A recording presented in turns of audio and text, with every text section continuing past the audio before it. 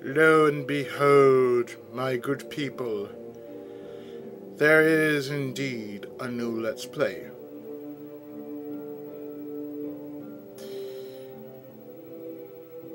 And this game that I mention is one that beholds legend. This is the story of Daggerdale. Welcome, folks, to an all-new Let's Play. This is Dungeons & Dragons Daggerdale. Released for the 360 PlayStation Network. And of course you can also find it on Steam for the PC. Daggerdale features 4 characters, of which you can see here.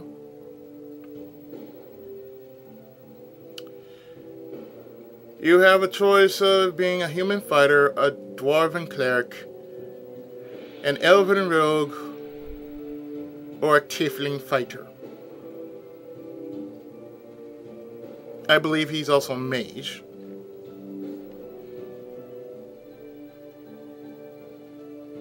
But I have to say, out of all the Dungeons & Dragons games I've ever played, and there have been 3 I've ever played, this is the 3rd of the series that I've ever played.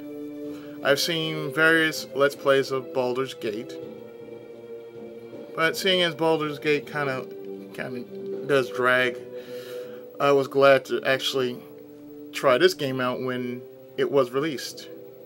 This game isn't old because it's rather new. It still haven't got out its whole year.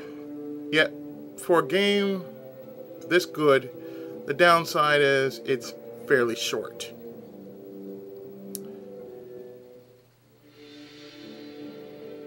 Now, the thing I'm going to do first is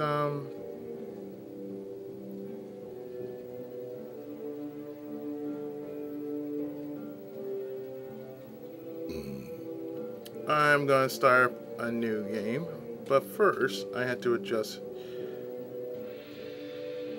I'll look at the options and see how the sound is.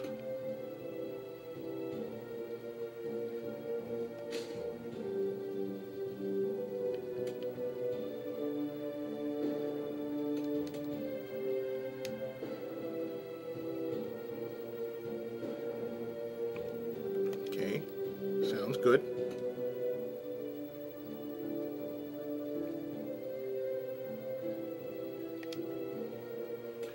So with that, let's start. Of course, you can play multiplayer, but the thing about multiplayer, especially if you're playing it on Steam, is you have to have a GameSpy login, which I don't. Not really interested. I just really want to play the game. Now, let's go to a single player, and I will create a new character instead of loading up my old one, which you saw on the first test video of this game.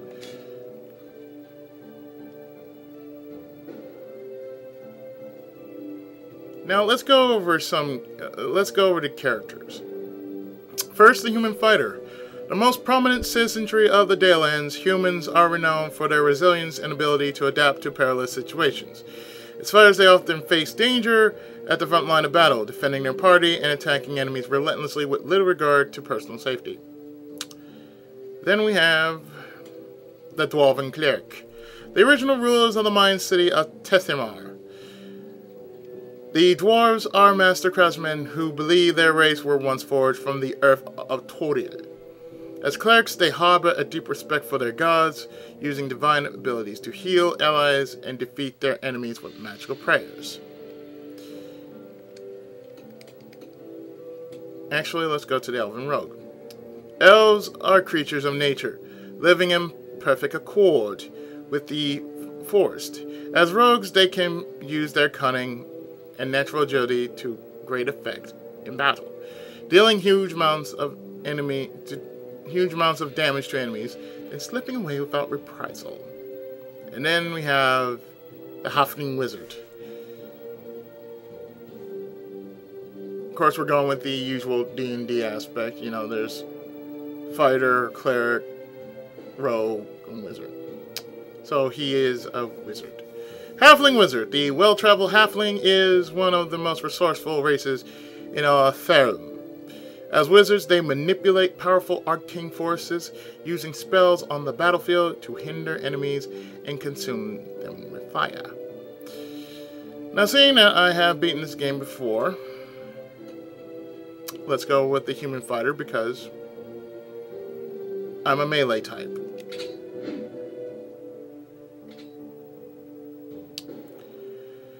So, I can actually change his name, in which I am going to do that.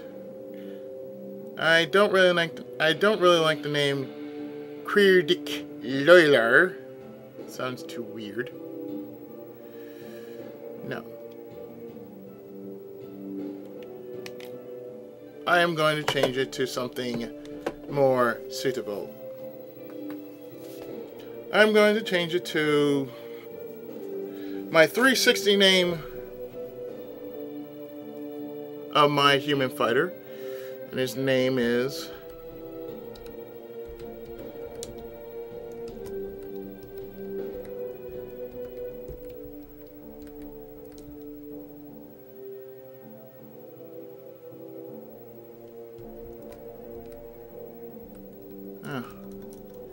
can't put that in, huh? Well, in this case, let's do this. Instead of that,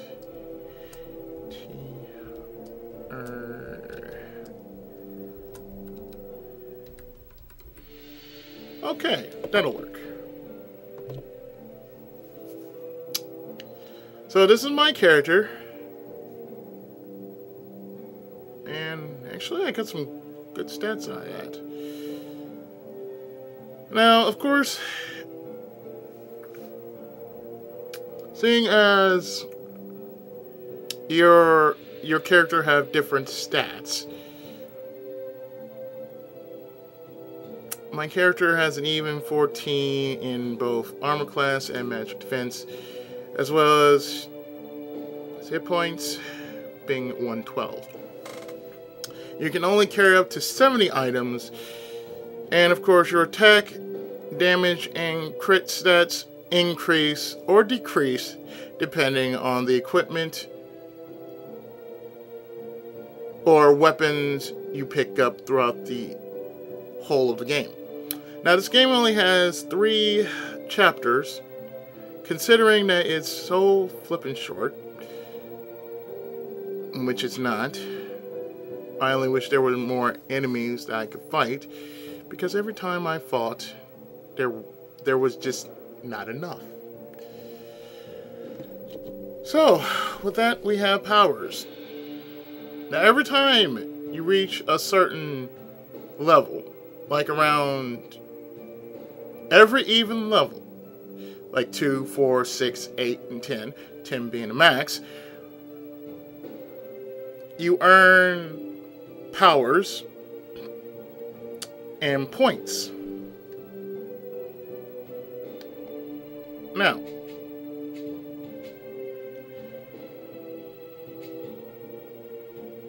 these points can be allocated to your powers and your feats, as well as your overall stats. Just for the record, those who are new to the D&D world or RPGs in general, well, you guys should know the following. Your strength increases physical power. Constitution is health, stamina, and vital force. Dexterity is basically hand-eye coordination, agility, and of the like. For those who like to use rogues and thieves alike, this will be what you want to stack You want to stack a lot into dexterity. For anybody who is magic based, you want to go with intelligence, wisdom, and maybe a bit of charisma. Intelligence, of course,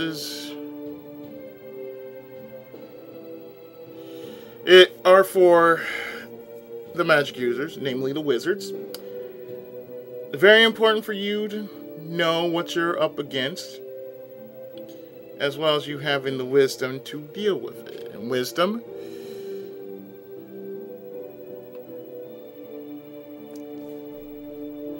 is more for the clerics, as it's like the strength for the rogues and fighters, melee based characters. Whereas for clerics, I'm not sure because I've never tried being cleric. Although I may want to on my 360 version. Charisma, of course, is basically negotiation. The higher your charisma is, the better off your chances will be when you want to buy stuff. Like potions and armor and weapons. Higher your charisma, the lower the price becomes when you buy your equipment. Trust me, if you really want to go the distance, you can. You can actually go that route and, drop the price like halfway through the game. Bam. You're all set. Feats. Basically, feats are those in which you will make your character rather better than they are right now. So if anybody remembers my test run, I actually had Toughness and Far Shot and Far Throw. Well, I had Far Throw because I usually used axes and whatnot. I used nothing but axes. Swords and axes. And let me tell you, when I actually played the game on here, I only got beaten down once. Before I was gonna even level up. That's how messed up that was.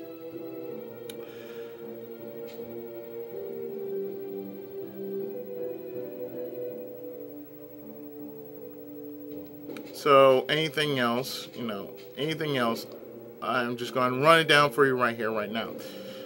Versatile talent. You benefit from your fighter weapon talent feature with both one-hand and two-handed weapons, giving you a +1 bonus to attack rolls with one-handed and two-handed weapons. Fighter weapon specialization. You gain a +1 bonus to damage rolls when you hit with an attack using a one-handed weapon. Deep Gash. When you deal ongoing damage on a target, the target takes a -2 penalty to saving throws against the ongoing damage. Toughness. When you take this feat, you gain 15% more hit points per level. I really recommend this from the get-go because health is something you're definitely gonna need. Believe me, you are definitely going to need toughness. Far Shot. Well, it's hard to say. If you like using bows and crossbows, then that might be your thing, maybe you want to be a range as well as a melee fighter. I don't know. But, completely, totally up to you. Far Throw, in which has really saved my ass, especially during the last battle. That 20% goes a long way. When you take this feat, the range of your thrown weapons increases by 20%. So yes, that really goes a long way. Hammering iron. When you hit an enemy with an attack using a blunt weapon, you inflict knockback on the enemy. That's if you really want to give them a headache. Bam. There you go. Melee training. Dexterity. When you make a melee basic attack using a weapon you are proficient with, you use dexterity instead of strength for the attack roll and damage roll. Constitution. When you make a melee basic attack using a weapon you are proficient with, you use Constitution instead of strength for the attack roll and damage roll. Wisdom. Same thing, just wisdom is involved instead of strength. Intelligence. Same thing, only intelligence is involved instead of strength. Charisma. Same here. Charisma is used instead of strength. Bow weapon proficiency. You gain proficiency with all bows. That's if you really want to use... That's if you really want to use crossbows and regular bows. That's completely up to you. One-handed blade weapon focus. Gaining a +1 feat bonus to damage rolls with any weapon power you use while wielding a one-handed blade. I would suggest if you really are a deep down melee fighter, go for anything that gives you more power to when you wield a weapon, whether it's one-handed or two-handed. Axe weapon focus. You gain +1 feat bonus to damage rolls with any weapon power you use while wielding an axe. You do want that if you don't really like swords, you want axes. There you go, right there. Blunt weapon focus. That's the same thing, only with a blunt weapon, like hammers and such. Thrown weapon focus. Same thing, only with your sidearms or your thrown weapons. You can't have that unless you have the prerequisite proficient with bows. Well, you don't have to have that. You already have crossbows, so the same thing. One-handed blade weapon with expertise. You gain +1 bonus, a +1 feat bonus to attack rolls with any weapon you use while wielding a one-handed blade. Same with the two-handed. Axe weapon expertise. You gain +1 feat bonus to attack rolls with any weapon you use wielding an axe. Blunt weapon expertise, same thing if you were going with a blunt weapon. Same thing for a thrown weapon, and the same thing for a bow weapon as well as a crossbow.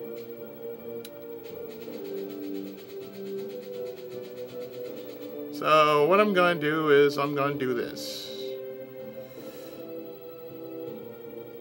I'm going to start with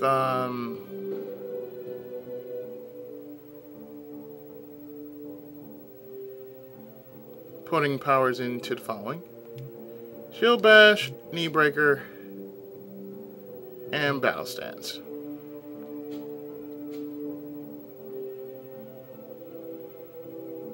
Next,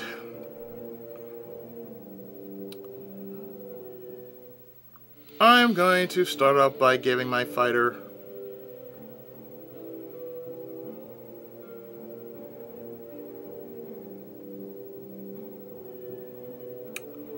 versatile talent and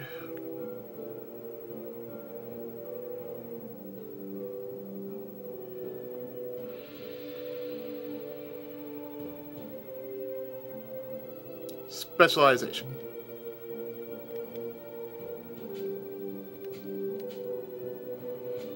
And like I said, you earn points depending on your level. When you do this, you manage to get more points when you do. So use your points wisely. That's all I'm going to say. If you're playing this game or trying this game out, I'd say use your points wisely. Because you can make your character into a tank depending on where you stack your points. So I think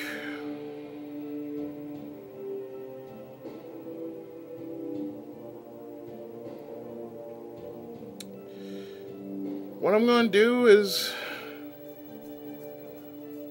I'm going to stop here, and in the next part we get into the world of the Dalelands,